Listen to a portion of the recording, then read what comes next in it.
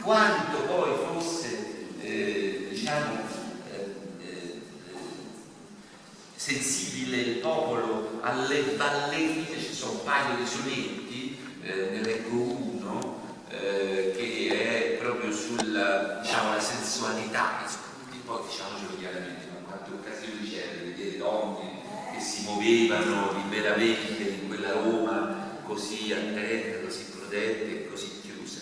E allora in questo sonetto che si intitola Le figurante, cioè le ballerine del colpo di ballo, il parlante proprio gli viene l'acquolina in bocca a vederle, no? Che angeli che sono, che puttane, bene mio, che brodo de pollanche, gli metterebbe addosso un par de branche da non fargli restare manco la pelle, a vedersi le animole, a vederle con quelli belli trilli delle cianche.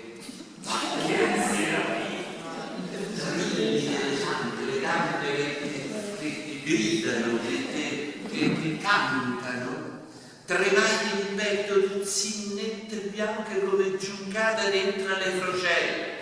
Che modo di guardare, che occhiate lacre! Mo vedo che ha ragione il prelatino che ha mandato a far botte al Santo Padre, e buttando la scorza al collarino, d'accordo con la figlia e con la madre, ci ha fatto il matrimonio clandestino.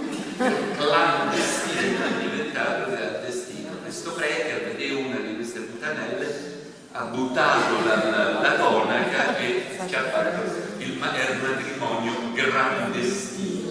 Questo è il vero sonetto bello, capace di sconcezze inaudite, in questo caso di grida, ciacche, una bellezza, un coraggio, una sinesteria dal punto di vista retorico, nulla, una figura retorica che si inventa. Manuela, perdonami, ma era il commento giusto ai temi dei cianchi di questa qua.